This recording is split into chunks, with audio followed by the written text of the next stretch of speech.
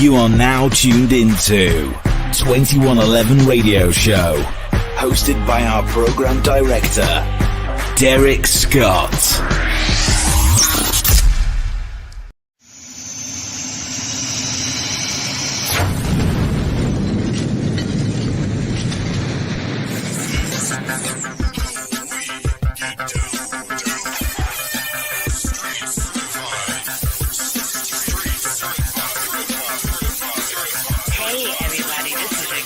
Debra Coco, and welcome to the Just Give Me the Mic show, where we pass the mic so you can tell the world who you are and what it is that you do. Welcome.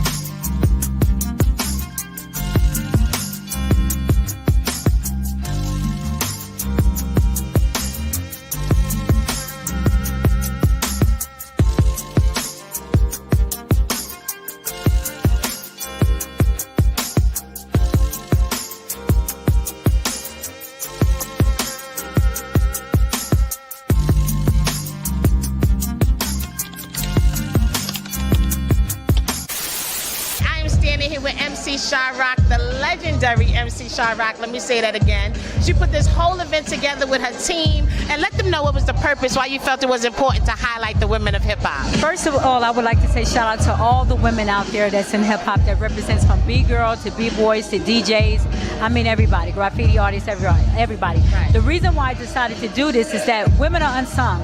We've been on the front line since the 70s, right. And a lot of people don't know about that history. Hey everybody, this is your girl Debra Coco, and I am standing here with the owners of Shifty People. That's what we call Shifty People? Of Shifty People, Mr. Derrick Scott. They're going to tell us about the company. Now, before we get into these great designs that you got, because you have several different designs, tell us about the concept of the company and how it began. Basically, everyone has a shifty person in their life. Right.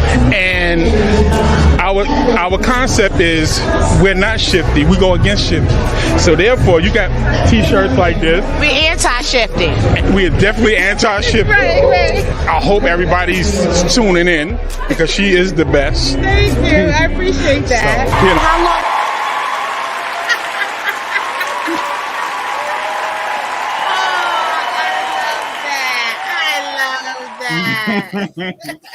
Yo, welcome to the 2111 Radio Show. I'm your host, Derrick Scott, and as advertised, I have Debra Coco in the building. What's good?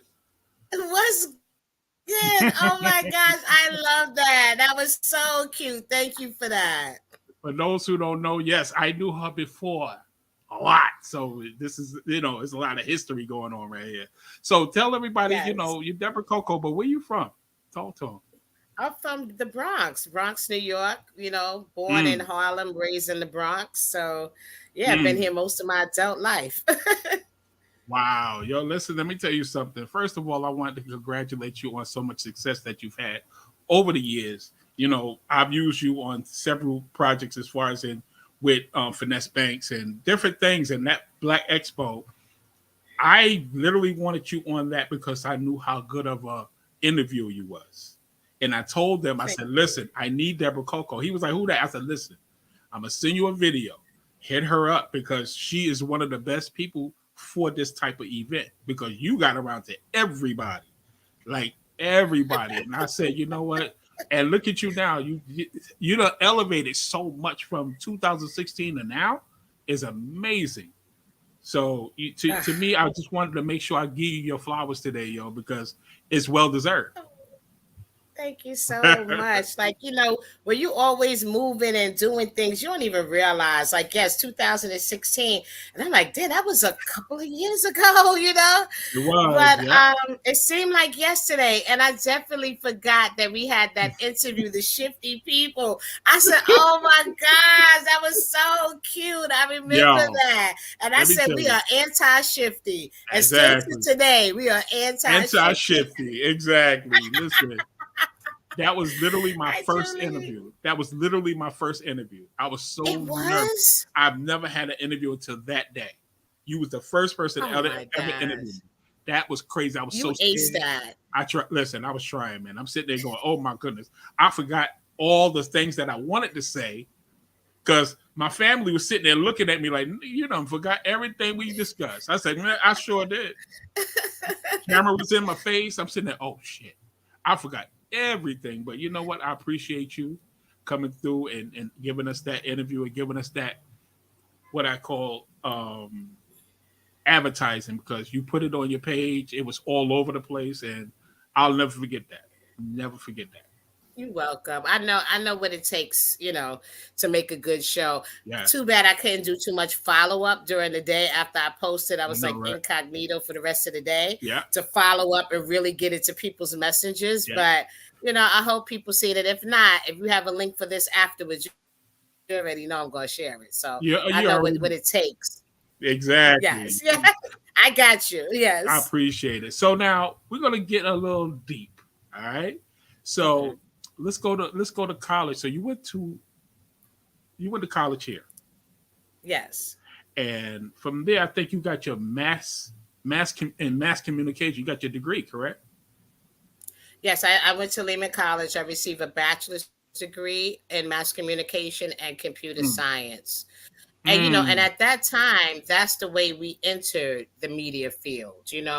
People would we didn't have all the different resources that we have today. I think the most popular site at that time was Blog Talk Radio.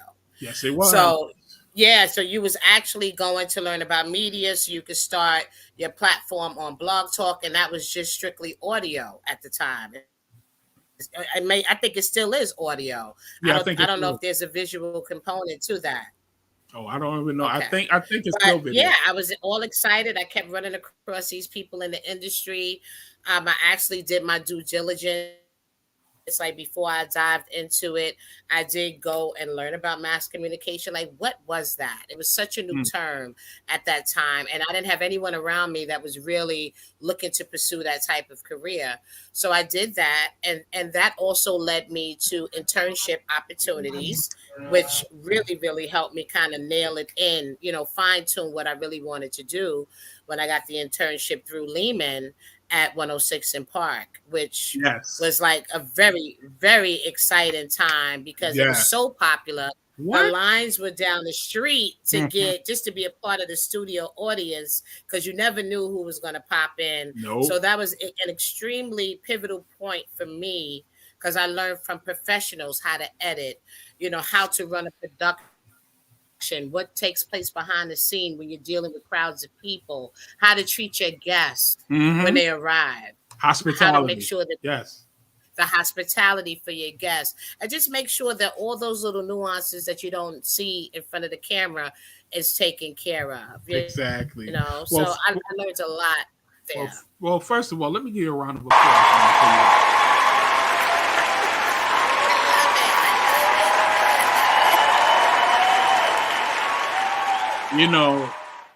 In the field that you picked, there's not too many people in the Bronx that you could go to and get advice from. You understand? Back then, everybody was doing other stuff. And it's like, it had to be hard, because at the end of the day, you probably felt alone, because it's like, I don't know nobody that's doing this. So I literally have to be by myself in this college and really bear down and make sure I get all this information, because again, right now you got so much stuff on the internet that you can learn on YouTube. You can. So you really can. Yes. So for you to do this, and you literally, like I said, you was by yourself, because you can't. I don't even think I could name anybody that's been in college for mass communication. I'm keeping it up. So salute to you for the dedication that you put in to becoming Miss Debra Coco. So, I'm thank you so much. A lot of people that I actually went to school with, they actually went to work for like NBC, ABC, like really professional networks. But at the time, thank you, Julie. At the time, they did kind of offer me a part-time position at 106 in Park. But this is the key. When you on some of these television shows, they only run for like 3 months, 6 months when they record, when they're taping for the season. Yep. So once that is over with, you have to hustle and find another job. Right. So at that time, I was also working at the New York Stock Exchange. I had mortgage. I had all kind of things going on. So I really had to walk away from that entry level position that was offered at that point in my life. And I had to stay with the finance because, that was, paying the bills. Yes. So in order for me to still satisfy my craving for being a part of the industry, I decided that's how I launched Just Give Me the Mic from that. Okay. Well, listen, and that's crazy because I'm sitting around, like I said, I've been watching you over the years, and next thing you know, you said, I got this thing called this right here. Just give me the mic. So I'm starting to see this all over the place. I'm like, what is Debra Coco up to now? And then all of a sudden, I see this young man. Yes, that young man. Yes. That young man. My man, Ralph McDaniels. For those who don't know, this is Ralph McDaniels. Now, the connection, I want to hear about this connection. How did that even come about, you meeting Ralph McDaniels and connecting with him? Well, at the time, my show was getting popular. I was like heavy, all showcases, events, and people started like booking me to come and be a judge for fashion show, for fashion shows, talent shows, showcases. We were like, they like to have a couple of judges in the building. That's an attraction to have people buy tickets and want to come. Right. So one particular time, shout out to Burn You Movement, they had booked me, Jazzy Joyce, oh wow, Star from Star and Buck Wild, and Ralph McDaniels. Wow. So I'm sitting here with these heavy hitters, right? I'm like, okay. Right. So I'm sitting here, and I just happened to be sitting next to Ralph. Now, Ralph has been seeing me. We've been bumping into each other. He's been seeing me, this girl walking around with a mic. I always showed him love, homage, gave him that respect. But I was like, you know what? It's time for me to shoot my shot, Yeah. So I said, Ralph, I think that your show could use like a little female touch in there. Somebody that's out here who's grinding and who got an ear to the streets. Like, I think that I can benefit your show. And he was like, he thought about it. And he said, a lot of people came up to me, and a lot of females in particular have come up to me with that same concept. But he was like, so what you thinking? I was like, well, I'm connected to a lot of underground artists, independent artists, and I can create something where we can showcase them on your show. And I think they would like that. I think that would be a good attraction. And it would be good for you to also show the latest artists that are coming up. So he was like, you know what? Put it together and we're going to do it. So that's how my segment with him called 16 Bars came about. Yes. I knew club owners, venues. We traveled to all different boroughs. We actually ran this segment for 4 years. You can go on YouTube and put Video Music Box 16 Bars, and you can see all the legends, because that show was basically catered towards bridging the gap. That was my whole concept. So, and I may have been one of the early ones who actually started doing that, because what I was doing was bringing legendary artists. It could have been Cheeks at that time, whoever that I knew people really didn't get a chance to see where I was at. Exactly. And Dredd, whoever I could get my hands on, Shaheem from Rugged Child. Like, so many people I had come to each and every taping. They connected with the independent artists. So the independent artists had a chance to, one, meet Ralph McDaniels, and then meet whoever else was my guest artist for that day too. And there was some collaborations that were done after that. It was just such a beautiful thing that we ran for actually 4 years. So that's how I plugged in with Video Music. Salute. Let me tell you something about Ralph McDaniels. For those who don't know, if people do their research and realize how many people he put on, like, my God, the who's who has been on Video Music Box.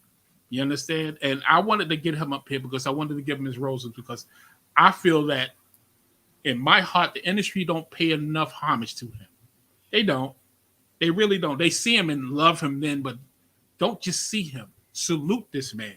Because at the end of the day, wasn't for Video Music Box, you wouldn't see Jay-Z. You wouldn't see none of these cats. None of them. They would have just came out of the woodwork somewhere else. You understand? So salute to Ralph McDaniels, man. He's a legend. Should be a Hall of Famer. Should be. Coming soon. I believe it's coming soon. You can actually go to Showtime right now and catch his story that Nas did for him on Showtime, on Ralph Oh, okay. McDaniel's life story. That's out. That was very very big. It did very well. He also not only did he work with musicians, but he also did videos. He did a lot of the first for Wu He Tang did and the a lot Annie of Up. other groups. He actually did the videos, right? Yes. I think he did Annie Up. And he done some movies as well. Movies he did Yes. Roxanne Shante. He worked on that Shantae, with. yeah. It's countless and it's a number of things that he has done. He has contributed a great deal to this industry, Yes. to the whole hip hop culture as a whole. Thank you. And you know what? Matter of fact, he's not here, but I'm gonna give him a round of applause because damn it, salute my man Ralph McDaniel. You know what I'm saying? Salute Ralph McDaniel. Let's give it to him. That's right. Now I'm gonna ask you a question. When you first started out, you was on Blog Talk. I think it's Blog, and Yes, it was Block this Talk. thing, and it's thing called Studio Bug. Talk to me about Studio Bug. Studio Bug is the owner of BX Records, so that was definitely my next step in my transition for my show. He Mhm. helped me to take my show from just audio to Ustream. And the funny thing about it, we set it up something like in the basement with Tigger that Okay. used to be on BET. So we Yes. had the booth, we had the artists, they would come in, they would sit down on the couch, they would do the interview, and then they would go in the booth and they would Get it just in. go off in the Yes. booth. I had a female DJ, her name was DJ Enigma, and she Enigma. used to play Yes. all the kicks. Yes, DJ Enigma.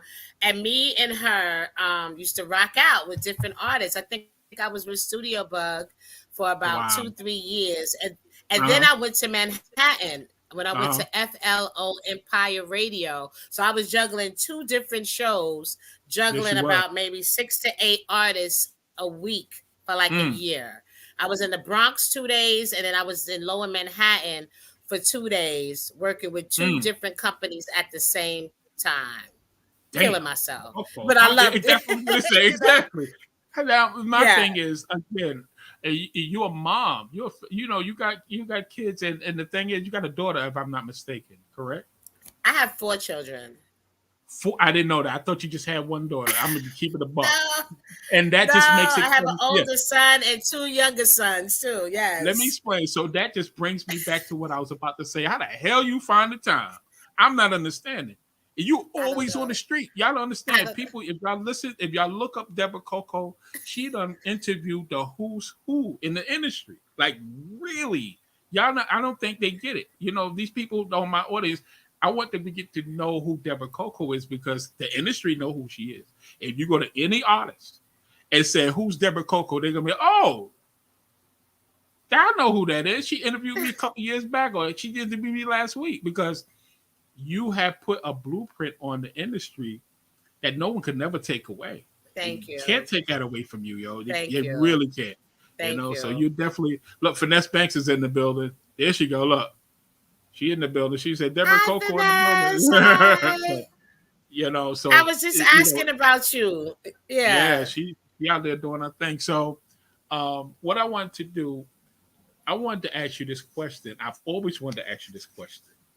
Have you ever had an interview with someone that you was just so excited to meet for the first time and was like kind of nervous? Who was that artist? Method Man. Really? Didn't he take Method the Man. mic? Didn't he take the mic from you? And I said, thank God. I was like, thank God. Because my whole mind went blank. I was just like, Yes. first of all, it was a build-up. It was a Yeah. build-up because I was standing with him and Redman. Right? And I'm Uh-huh. like, what can I ask them? Like, they done went in the room, they came out all nice, they done smoked up, they ready to get Uh-huh. on stage, and now here's this girl waiting to talk to them.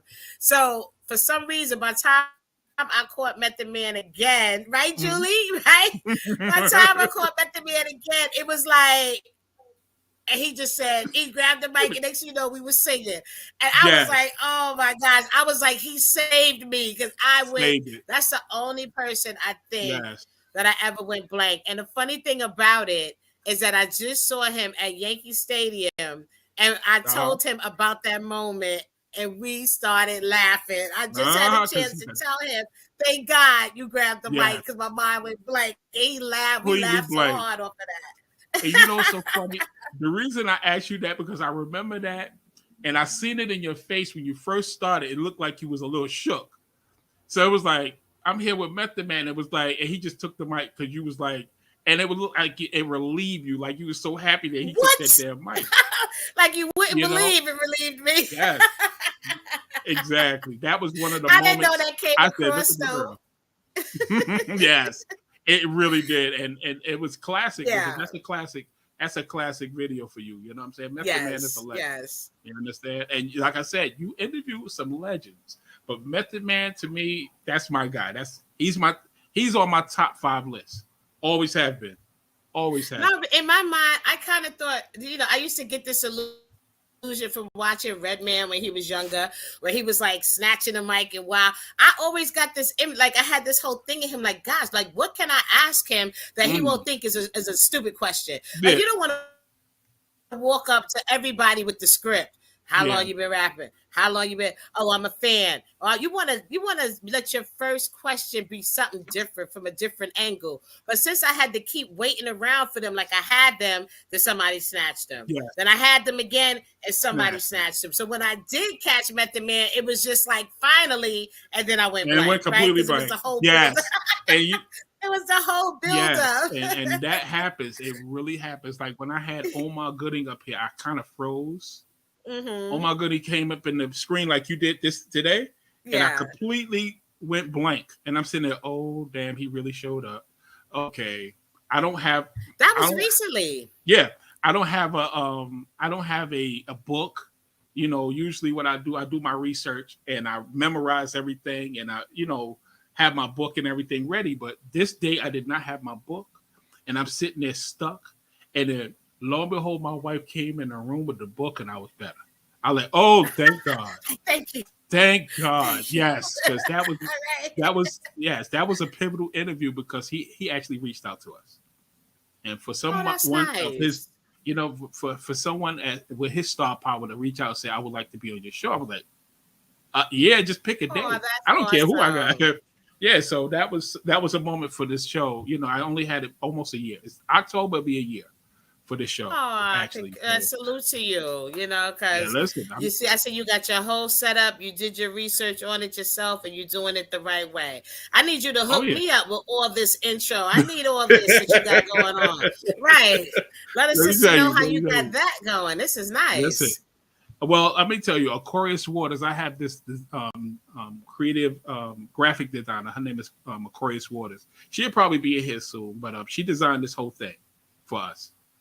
She actually designed this whole thing for us, all the graphics and the video and everything. So, salute to my partner. She's, out here in Orlando. I met her and she's really dope. So, well, I'm coming out to Orlando this week. I'm hoping I'll be out there. Yes, we'll talk because we have a hurricane tomorrow. I'm letting y'all know now. What? There's a hurricane coming tomorrow. Yes. We'll talk off camera about that. I'll reach out to you.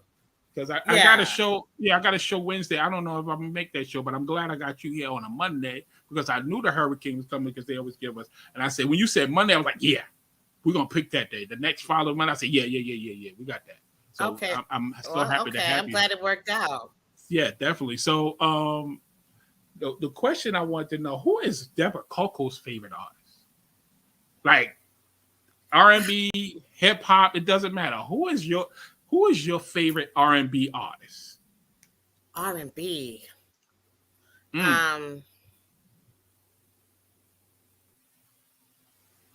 This is going to be real old school. Don't even worry about it. We're grown up here. Let's go. I would have to say, what's Mr. Big's group? Isley Brothers? Make me say it again.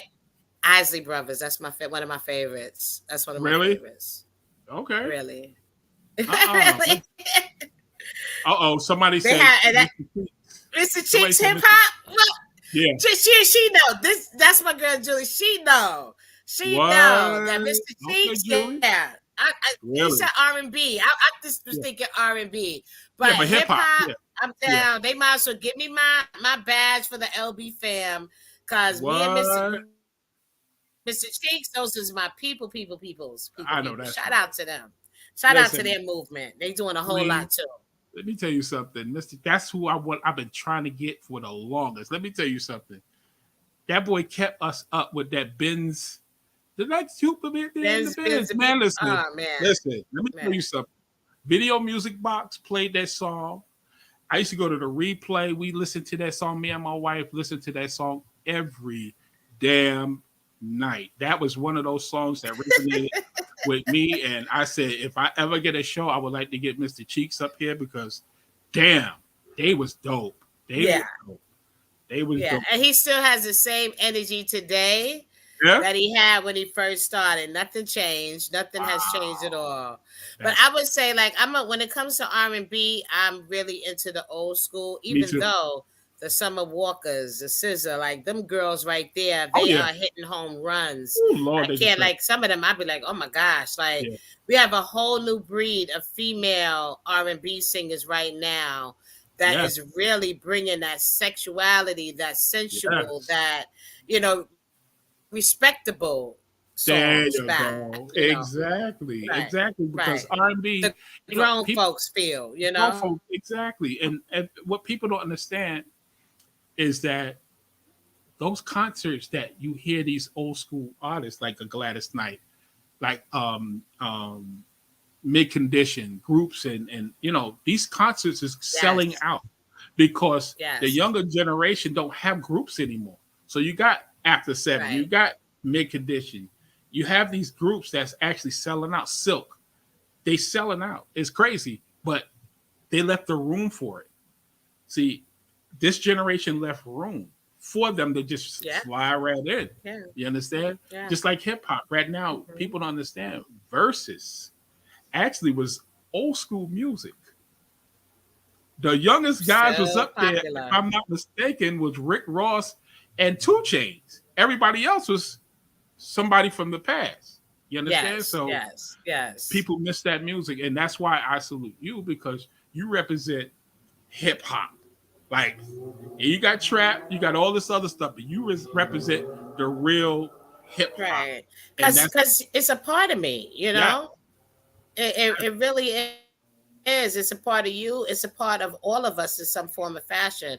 That's what we listen to. That's, you know, like I used to run home and watch Video Music Box to kind of figure out what I'm going to buy when I go to VIM on Friday when I get paid. Like, you know what I mean? Like, the video shaped how I used to express myself with the clothes that I wore. And the things that I did. We got our lingo, our language from video. Oh, that's a cool phrase. I want to start saying that phrase. You know, like everything. People that did graffiti. I used to draw and be an artist. And so I'm saying we all have been shaped in one way or another through the hip hop culture. Through hip hop culture, exactly. The Timberland boots. Like, people don't understand. Girls was wearing Timberlands, like hard body. Like, and you know, way back when that you wouldn't see a female with no damn boots like that on. But hip hop said, you know, it's okay. You got Aaliyah. Aaliyah came in with the boots. What the other ones? TLC. Left Eye in them. They came in with the baggy pants, the Timberland boots, the hats. So the thing is, hip hop is really bigger than the generation thought it would be. You understand? At first they didn't think they would make it. Oh, this is never going to make it. You know, Sugar Hill Gang. Oh, okay, they got lucky. No, it wasn't. Yeah, it's cute and everything. It's cute, but no, they had no clue that it would, you know, elevate the way it has over the years. And, you know, so, and you have a part of that. You, Ralph McDaniels, definitely have a part of that. One thing I would say, if you was in New York this past summer, like the summer here, when it comes to the music, the 50th anniversary, the mayor Adams took that very, very serious. Like, really? I'm telling you, we had big, right? And the dancers, right? Yeah. Right. We don't the dancers is also a part of the whole hip hop culture movement. Because I know I used to be a big time dancer in the circles, battling, traveling, battling other people, you know, all the time back in the days too.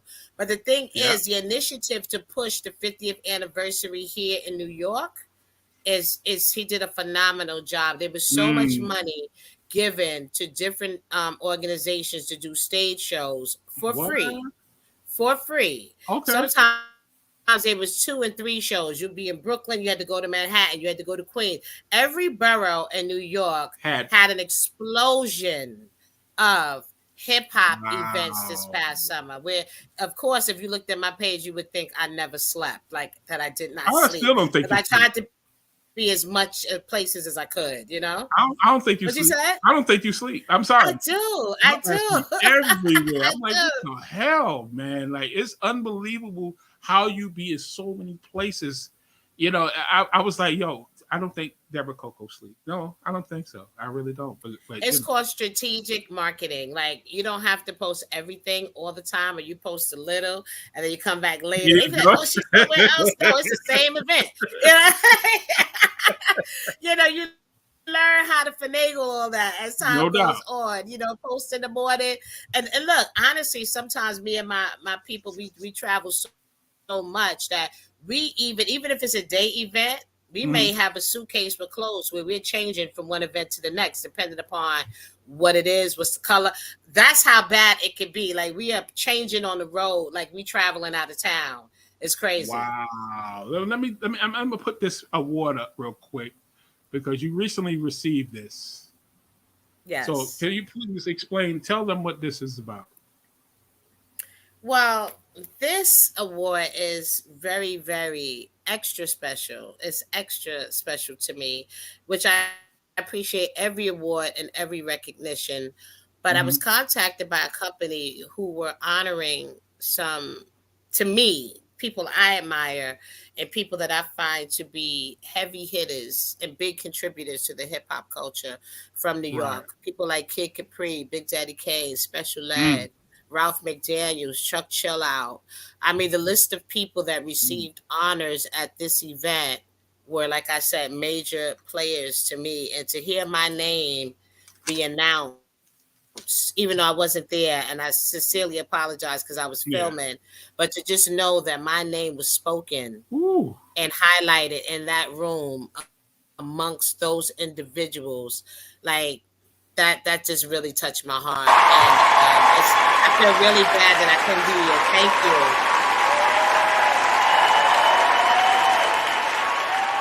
you. 2016, I said you was the best. You saw the video. Thank you. Yes. I told everybody, I said, y'all better look at this right now. She's the best. And I always said that. I said, you one of the best that I've ever seen do it because of the hustle. The grind, you understand? And that's like I said, today I wanted to definitely give you your flowers today because you definitely earned it. Aww. Definitely earned it. I appreciate it. Yeah. So you got some people. We don't take the time. Sometimes we don't. We do. Hi, everybody. Yep. Hi, Aquarius Waters. Hi, Julie. Hi, Elias. I can't see anybody else. Yeah, there's some people up in here though. But they definitely give you flowers. Trust me, they definitely give you your roses. Thank you so much. The people that's in here, the people that's in here actually know who you are. You understand? And you have those that's in here that don't really quite know who you are, so they're not going to say anything. Like right now, what people don't understand is what you see on the thing. I see something different on my stream, y'all. I actually see 65 people up in here, and they don't want to say anything. But y'all need to say something. Look, y'all need to say something, but yes, they definitely. So I'm saying hi to everyone. Exactly. Tuning in and hearing my story tonight. Yeah. So now we're gonna take it all across to your acting career. Damn it, Debra Coco can act. That now I didn't see that coming. That came from left field, y'all. But I already knew looking at your resume that you actually have some type of experience with a lot of different things and acting. What how did that even come about? Well, when I was younger, I actually was always interested in anything artistic, creative. I tap dance. I was at Lincoln Center. I used to go around New York tap dancing.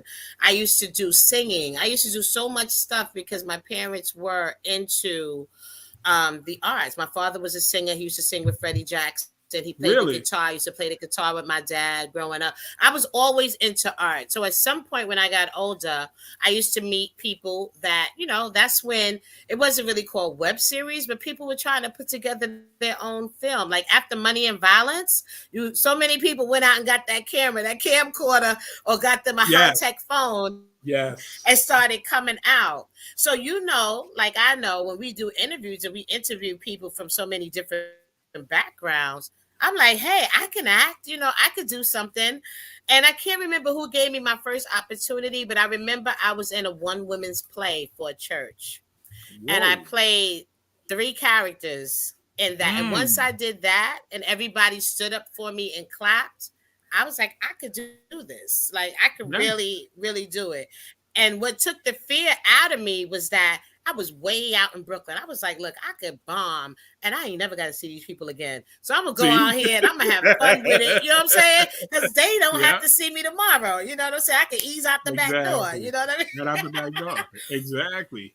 But I love it. I love it. And being in production for so many years where you create your own your own shows. Like for me, working on a TV set, the studio, where's the camera, where the people's going to sit, the lighting, like all those type of things, and always being the one making all the decisions, I appreciated having the opportunity to work with a director where I could just walk in and be the character. I don't have to worry about who's doing what was doing this. All I got to do is stand in my position and say my lines, help this director bring this story to life. And I just fell in love with it. I really fell in love with acting. I love watching myself bring these words on a paper to life. I love when the director gives me, he's like, yo, you really like I have a moment with directors. They like, yo, like nobody else could have did that role but you. Nailed it. And I'm glad that I can release and let go and really do that, really become the character, really, let go. So that's how it started, It's amazing because I seen this series on YouTube called Juicy. Yes. So what happened? I was already into the series. Oh, you were? I was. So what happened? I'm sitting there, and the next day, I see Debra Coco. I said, wait a minute. Hold on. Didn't know you was an actress. I'm sitting there and wait a minute. I said, my wife, because me and my wife, like I said, we've been together for a long time. So we look at a lot of different independent stuff. So I said, let me try YouTube. So I'm looking at this show, Juicy or whatever. And I said, baby, ain't Debra Coco, ain't that the one that interviewed me? She said, yo, that's her. Great job, yo. You was dynamic. Yeah, and I was playing the OG. I was playing like a real gangster in that. So I love the fact that I'm totally opposite. I can't say totally because I never was one to really take too much mess from anybody. I always protected myself, you know what I'm saying? So it just pulled out. I had to, really give it to him a little bit more and Juicy and, and really bring that OG character to life, And then I fell in love with the bad roles. Yeah. Now, let me tell you something. So, how did it feel doing the bad roles? How did you feel being the bad, the gangster? I picked it up as an alter ego, really. I grew up in the Bronx, right? I've been around street people. I may not have been a street person, but I have cousins. They was about that life. We all have somebody that we could identify with growing up who was about that life. You know what I mean? So all I had to do is use that as a reference. Like, how would they feel? What would put myself really in that situation? If I was a person that was out there worried about the dollar and somebody crossed me, like, how would I react? You know what I'm saying? I could picture it, and I put that all together. Yes. What I find harder for me is the vulnerable roles. Like, not saying that I'm not vulnerable, but just that where you have to really cry and those, but I'm open to the challenge. I really want to do that because we all have pockets of memories, pockets of things that happen in our life that we can use as a resource to really bring that out within these different roles and stuff when you're acting. Yes. And I found this part is a little clip, right? So from Juicy, I think they found you after something happened to you and you was laying on the floor and somebody picked you up. So I'm gonna play the I got video real kidnapped. quick. It's real, yes, and they found your ass. So check this out, y'all. Check He out. said he found your ass in the found this- alley. Okay, look how I they found did her it. ass. Watch this. Check her out, y'all. Where am I, Bishop? Where am I? You all right? Listen, come with me, okay? Listen, we gotta get out of here. We gotta get out of here. Let's go. Let me help you out. Wait. What am I doing here? Why am I here? Come on. I got you. Don't worry. I got you.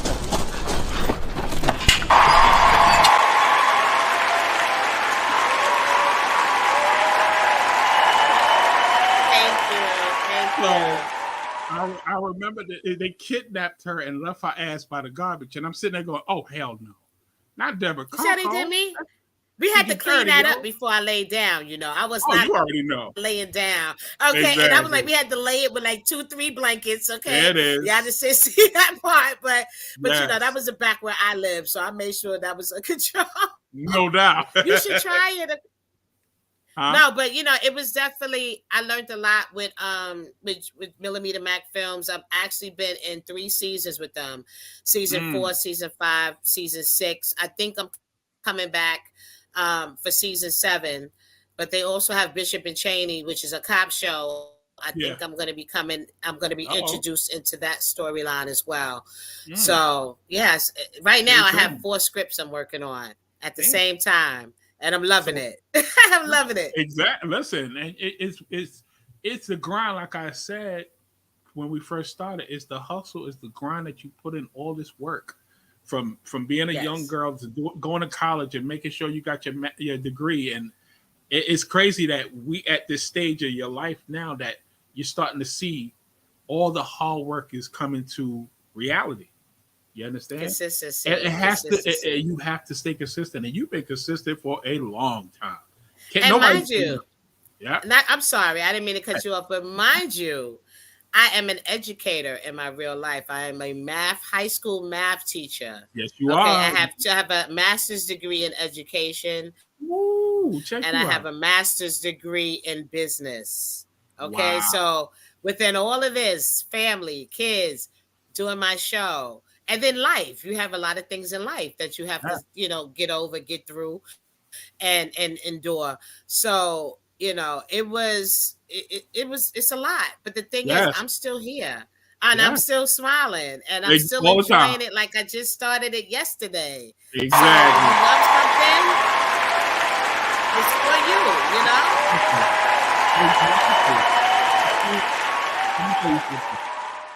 It is amazing. That's why I said I have to have Debra Coco up here. I had Ralph, who was the owner of 21 Liberated, hit you up. And, you know, the thing, what people don't understand is that I wanted Debra Coco here because of all the hard work you put in. And I've had people on my show, like I said, I just had Coco Brown on the show last week. And you remind me of her in a lot of ways. You understand? Y'all really do, because I think you could play a part like her, like Jennifer from what's the name of that show that they had? What's the name of that show? That Tyler Perry show that she was on.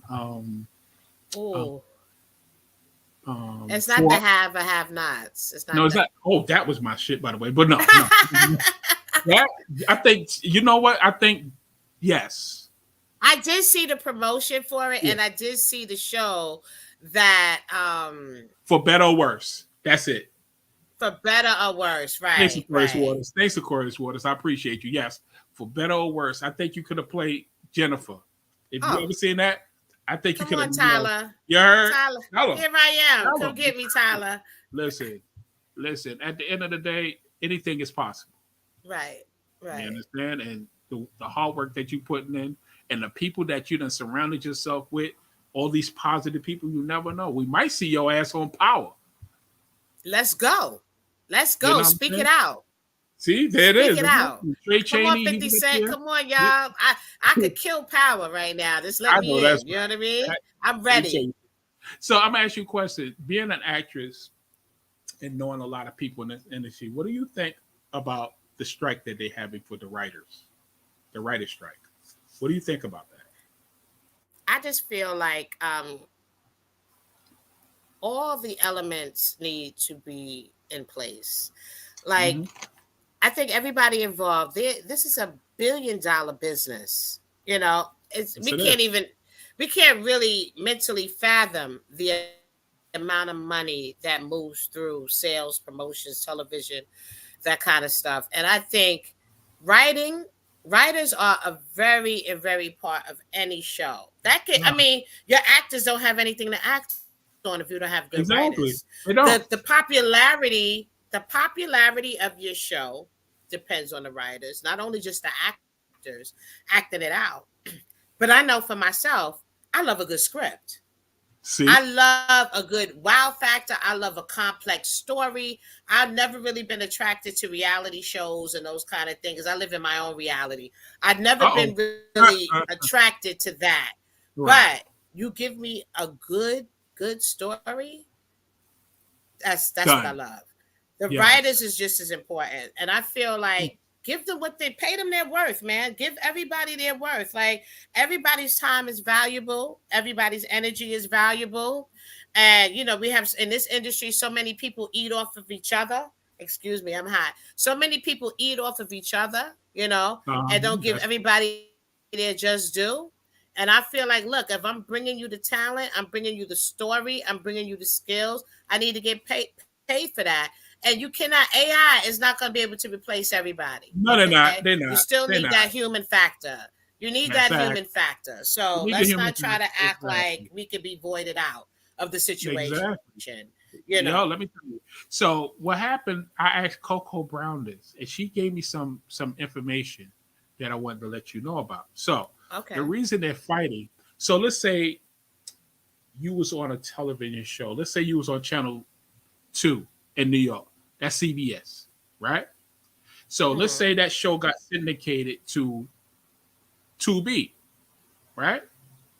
Your pay, the money that you are getting, goes down. It's supposed to stay exactly where it's at. But each time they syndicate a show to different platforms, digital platforms now, the price completely goes down. So instead of making $100, you're making like 50 cents per stream. Now think But about that's that. a big extreme jump. Yeah, That's that's a a big huge drop. jump. I mean, yeah, that's And huge. so the actors, along with the writers, is not getting their fair share. So she explained that to me, and I'm like, oh my goodness. So she said, could you imagine, like you said, making $100 one day, and the next day, you know, you making 30 cents per stream? Oh, wait a minute. I saw online there was an actor the other day. He had like 8 residual checks from the different companies that he worked on. Now he went from being able to in 1 month he can almost pay his bills for the See? year. Yeah. Right now he got a stack of checks different for different shows that he's been on. One check he opened was $230. Mm-hmm. The next check he opened was like See? $5.45. Like you are right. You are So right. yes. So what they did, like the music industry, went from selling CDs for $14.99, $15.99 to streaming music for less than a penny. So now the movies is being streamed, and they're trying to give them that. Right. Unbelievable. Unbelievable. No way. And we know in the music industry, you have people who have been living off of their Oh, yeah. you know, their pay. And now with the streaming, because they cannot find out who's streaming the music. They can't even find it. These companies be based out in Indonesia somewhere, you know, and they can't find these people that's streaming this music. So a lot of these artists now, our classic MCs, are not receiving anything, you know, No. when they used to receive a nice little paycheck. So it's affecting us all across the board. Yes. And I know before you wouldn't get what I had thought. Your original station that had broadcasted your program you get that money up front. But I had thought that when you got picked up by other networks that you didn't receive. I thought it was a little bit less because it's not like it's brand new and it's already been aired. Dramatic. So I knew it was a little dip, but I think now Dramatically. it's just no, they need to strike because it has to be some way to control that. Yes, exactly. You know, and this is their livelihood. Yes, it is. This is what they wanted to do all their lives. So for you to take their money and just make it go to hell. Like that makes no sense. I wanted to talk to Ralph about that because what people don't understand in the music industry is that years ago we signed with these labels, right? And 1 point was 14 cents off each record. Right. 14 cents, maybe a little less, maybe a little bit more. But let's think about this. Now you're getting less than a penny. And those contracts that guys like Black Sheep, Tribe Called Quest, Busta Rhymes, back in the days, their contract did not say anything about digital music. And that leaves room for them to do a class action lawsuit. Yes, it really does. And they really are. So you're going to be hearing a lot about that. Yes. A lot of them are filing class action lawsuits because that they need an updated contract with that included for their music to be on these platforms. Exactly. So I hope they win, and I hope, because you're right. Anytime you add an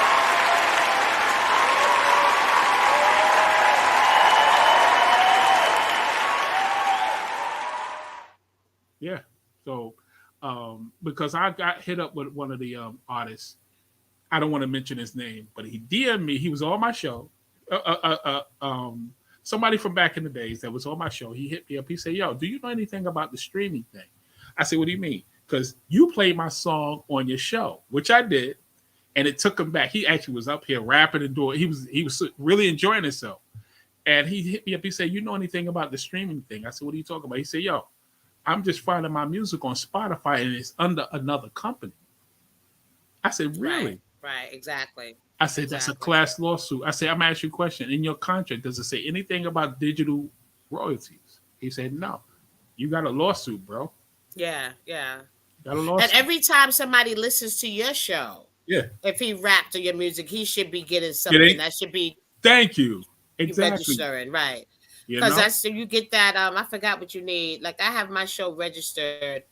I forgot where it is, but it's registered where when it's played, that's supposed to be counted for the artist. I don't know if that's through ASCAP or what, but I know they're supposed to be able to get residual checks every time that show is replayed. And we all probably need to do something like that so the artist can benefit from being on the show as well. Yes, exactly. You know what? That's good because we registered our radio station. Because I actually have a radio station. People don't. I don't think a lot of people realize that 2111 Radio is a radio station. I just happen to make a talk show to have the artists from the radio show come up here. But what's happening is now that actors from 2B actors, I've done had actors, activists. It's just been so many different type of guests that's been on my show that it just made this snowball effect. Now, like I got Debra Coco up here. So I'm definitely, I'm kind of trying to do my thing. You know what I'm saying? I got Debra Coco. I think I'm making it for real. Because, you know what I'm saying? Representing New York. And I'm glad to be here because look at you.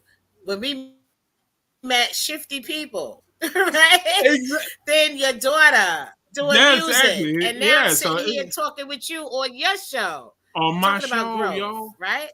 Talk about growth. I had to reinvent myself, Coco. I'm sorry. I had to reinvent myself. And I feel that... And acting was my way of reinventing myself. Exactly, because I never did this stuff. I branded myself as an actress. Yes, you did, and doing a damn good job at it. Now, I wanted to come to a subject because I seen a picture on your page, and I wanted to say something to you about it. Girl, if you don't look like your daddy, holy shit. Let me tell you something. I seen the picture, I think it was his birthday, and I'm sitting there looking like, wait a minute. Hey, you look exactly like him. Oh my goodness. Me, my sister, my brother, we all, his genes is very, very strong. Oh, we all look just like him. Right. Just like him. Thank you, though.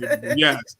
Handsome man. You look wow. I was like, unbelievable. This is crazy. Did he have one? I'm sitting there going, did he have a baby? Like, I'm not understanding. Right. There's no signs of the mother nowhere. I don't understand.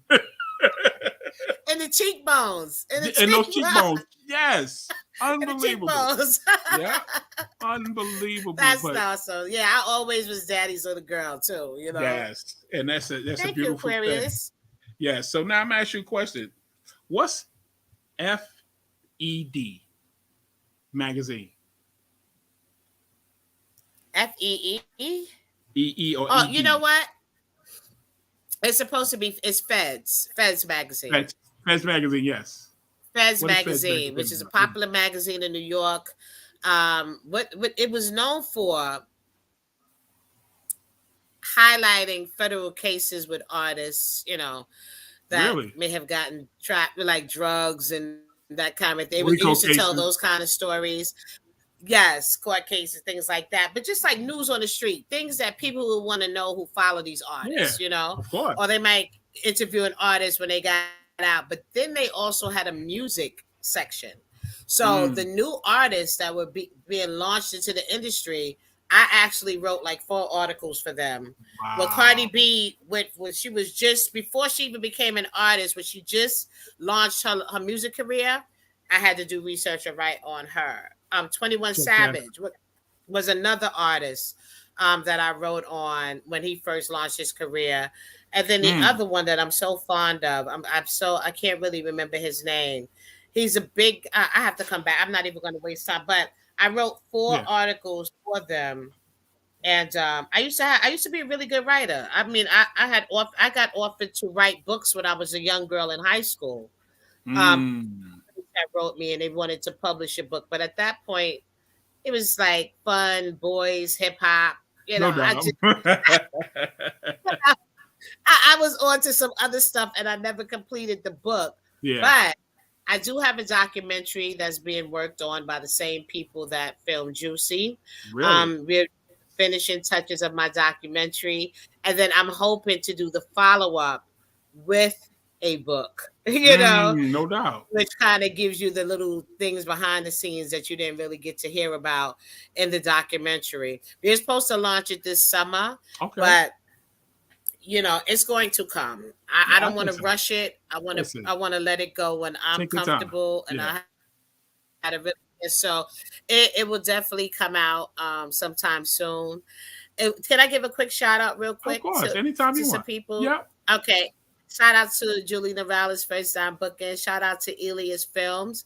I'm currently working with them on a project called Nothing to Lose. Shout out to Deceptive Hearts, Janetta Glenn. I'm currently working with them. Shout out to Ms. Pincushion of the film Haters and Animosity. I am currently working with them on a film. And shout out to Jermaine Smith. We got a film out right now called Win. It's on Vimeo on demand. Really? Please check that out. It's a very serious film about gun violence. And it's from so many different perspectives that it's a thought-provoking film. And I'm soon going to be working with him on a comedy called Traffic Lane. So I have about 5 or 6 projects. Yes, I got you the do. Rainbow Killer. The Rainbow Killer is coming out soon. Damn. I also did this movie called Self-Destruction, which is a comedy. When I am not filming, just give me the mic. I am on a set trying to film. And I just want to say thank you to everyone in the film industry, all the directors that I work with who gave me the opportunity to work with you and to learn and to grow as an actress. I really appreciate that opportunity. Wow. Let me do you a round of applause. Thank you. Let me tell you, because I really appreciate how busy you are, because just like you said, when you're not filming, just giving the mic, you're actually on set or somebody's set acting. And that's crazy. Like I said, I don't know how you find the time. And not only that, if I'm not mistaken, you have an after school program going. I think you had one going on, an after school program for the arts. Yes. Well, that's during the school months. So in September, that program will open back. I got 1 more week, y'all. 1 more week to have some fun. Oh, boy. But in September, when I go back, that program will launch like halfway, like the middle of the month. Yeah. And then thank goodness that I don't have a class myself that I'm teaching in the after school program, but I'm overseeing it, just making sure the students are having fun, learning what they're supposed to learn. The after school program is broken into different capacities. Like there's money and Money Matters, where they teach students about finance. There There we go. is Arts and Craft, where they get to be creative, do anime, do digital work, do things like that. There's also community affairs where they can go out in the community. They can go to nursing homes. They can do a garden, just for them to care about their community and what's happening in their community.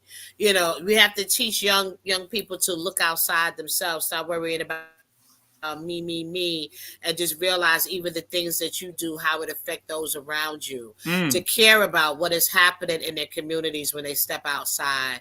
So, we start with the mind, and teach them to be proud of who they are and where they are in life, and just let them know that they're capable of becoming so much more as an adult.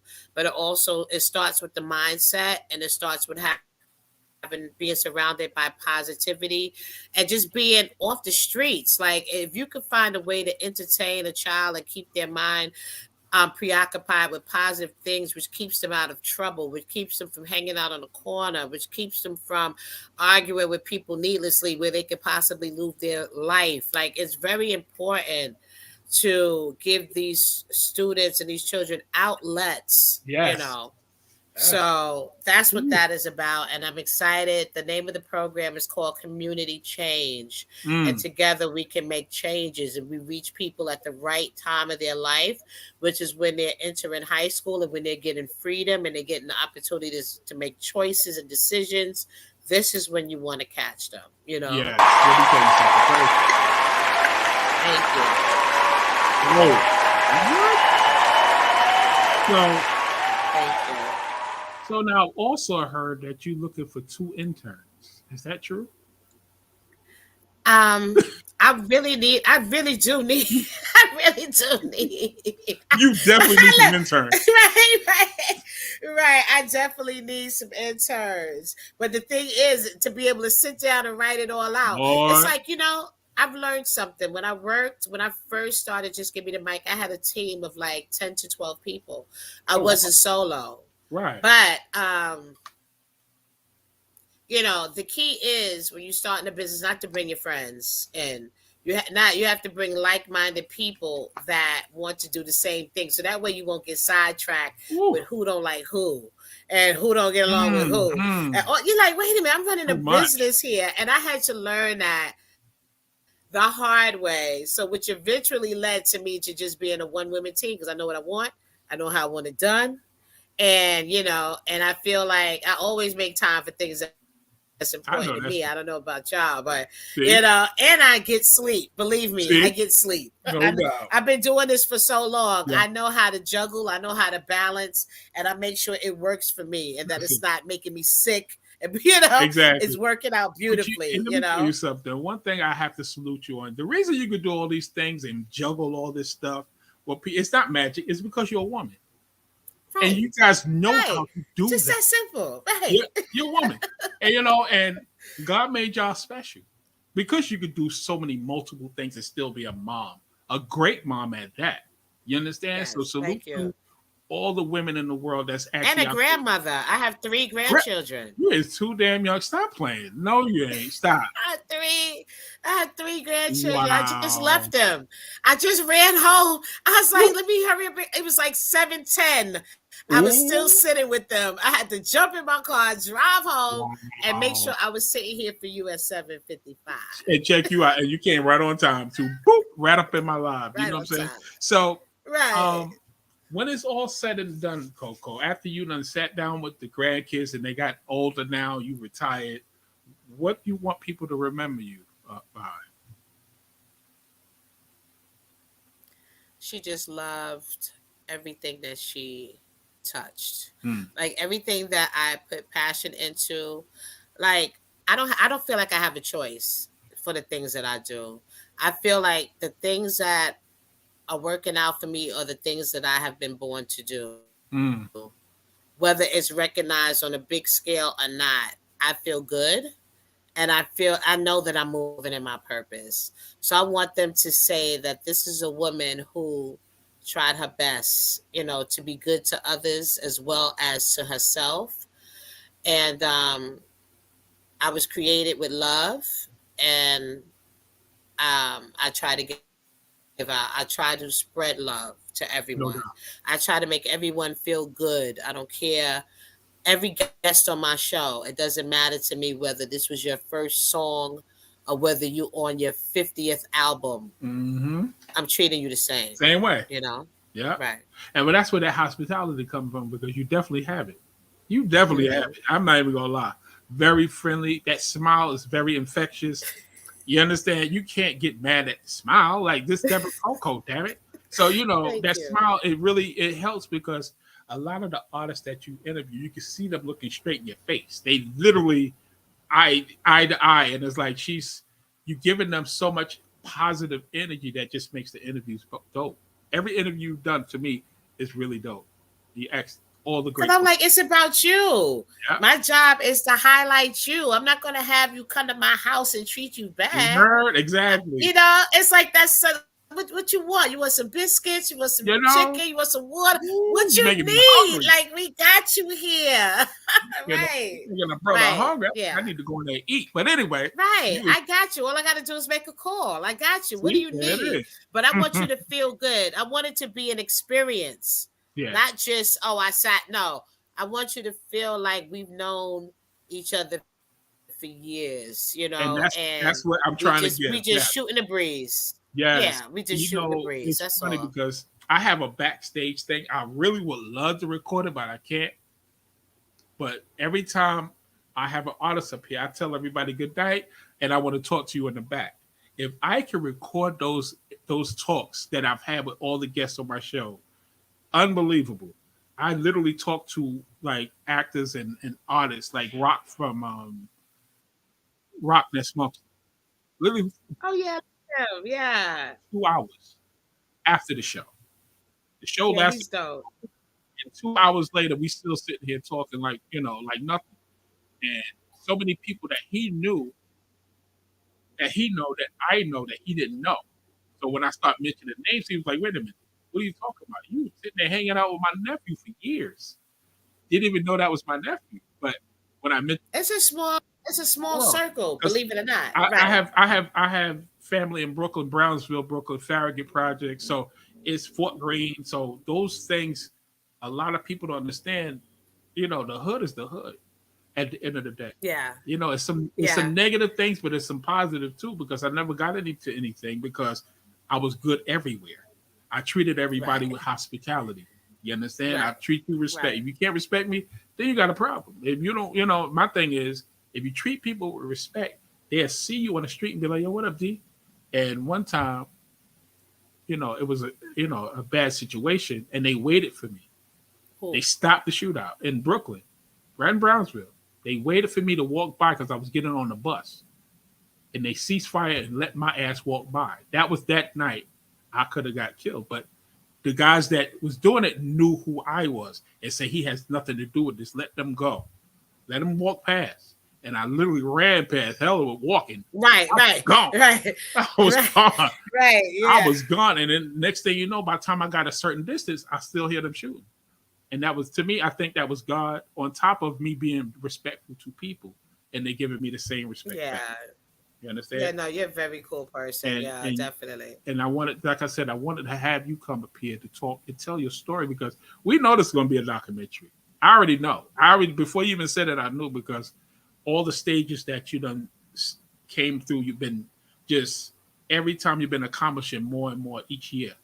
Each year, Debra Coco is doing something. It's like, oh, damn, there she go again.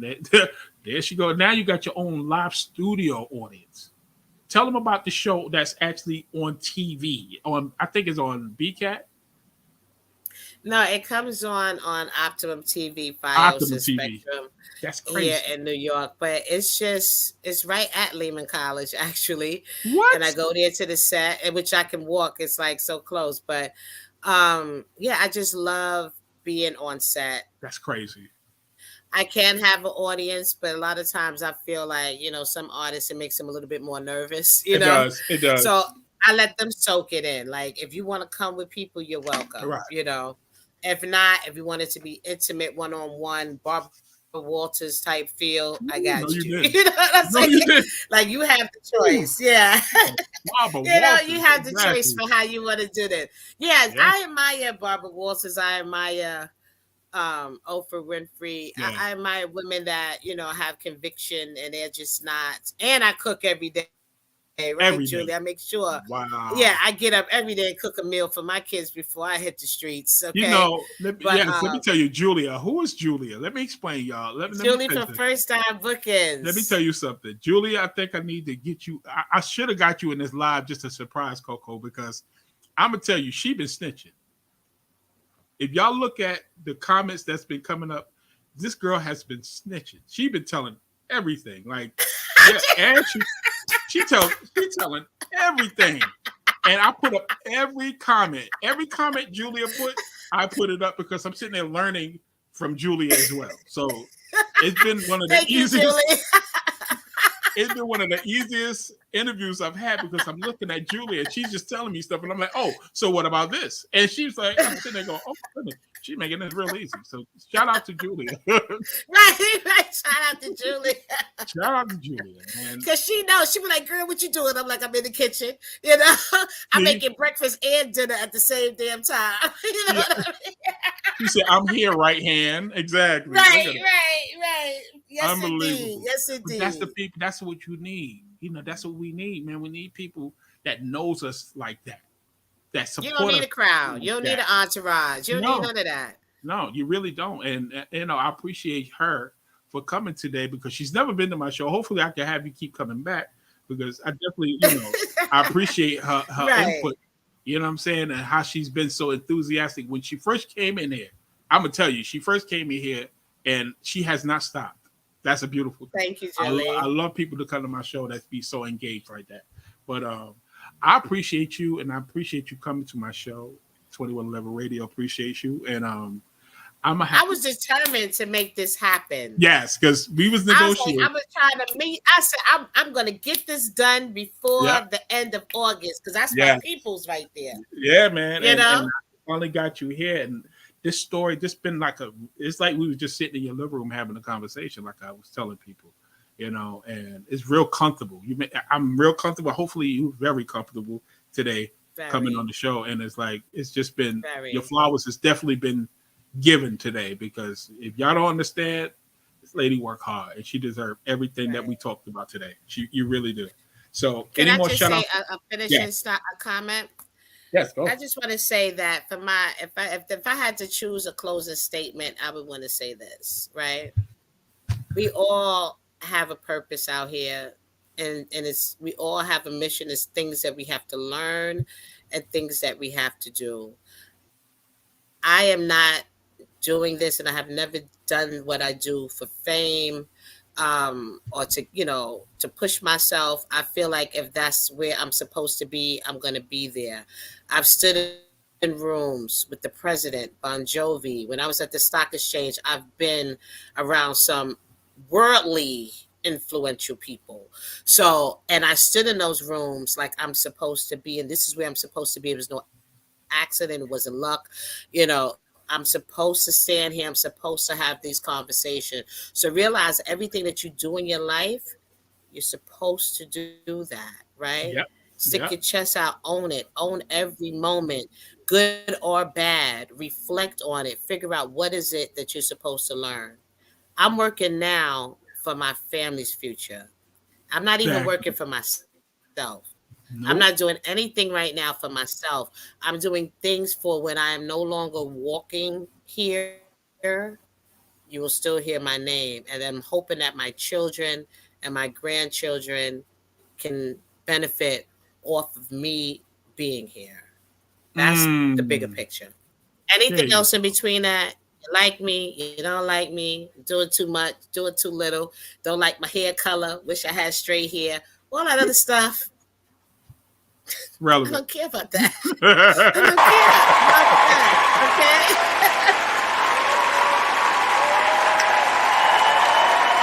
care. Okay. Listen. And let me tell you something. On that note, this is gonna. I can't even comment, or you said it all. Like everything was in that And I love what you just said about doing this for the family. You understand? We have to, as us being who we are, like this show, I don't do this show for fame or anything. I'm trying to, create generational wealth. I have kids. They're going to have kids. And their kids going to have kids. You never know at the end of the day. You understand? And the radio show, like I said, we're doing really good numbers with the radio show. And this show literally hit 1 million views on Facebook. All right. So all right. And it's around the different countries. Like right now we got Brazil in here, Pakistan is up in here, China's in here, and hi Brazil, hi Pakistan.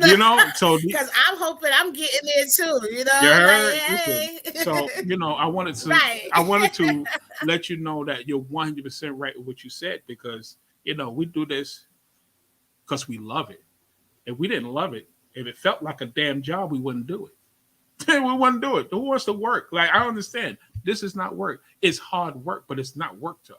We love doing what we do. And I can see that because your ass is always smiling. Oh my goodness. That girl, you one of the smilingest women I've ever seen, but it works. There's so much to be grateful and thankful for. Yes. Like, why walk around being angry? Like, come on now. You could always find something good to smile. Always. About, Exactly. Always. I don't care what's going on. Exactly. So listen. Thanks, you, Julie. Yeah, thanks everybody for showing up tonight. I'm gonna talk to Debra Coco in the back, because like I always do my guests. Yeah, let's go to the back. We're I going need to hear back. about what's going on in Orlando. Yeah. We're going to got me scared. You know what I'm saying? So what I'm gonna do, I'm gonna play my sponsors commercial, and then we're gonna sign out, and then me and you can be able to talk. But thanks everybody for showing up. 75 people in all came tonight. I appreciate every single one of you guys. Julia, follow me. Yeah, follow me. Let me tell y'all something. It's been in the feed. I've been putting it in. Oh, it is. Okay, yeah. Follow me. Please follow Debra Coco. Y'all see the sign at the bottom. And so y'all take it easy. And whoever came, y'all come back and keep coming back. Julia, I definitely want to have you come on the show, because obviously you're doing some good things too. You need to speak. She's a booking agent in New York City, and she has some great clientele. Really? She could tell you about how female booking agents tell you about that lane. That's what I'm talking about. There it is. About that. So you should definitely have her on the show. Julia, definitely hit us up. I'm telling you, hit us up on 2111 Radio. I'm telling you, I'll have you come up here and we can definitely talk and have a conversation. But for everybody else, y'all have a good night, and I will talk to Coco back. So, peace. Let me get my commercial going real quick. Good night, guys. Let me get this commercial going, and we're going to be out in a couple of minutes. Let's go.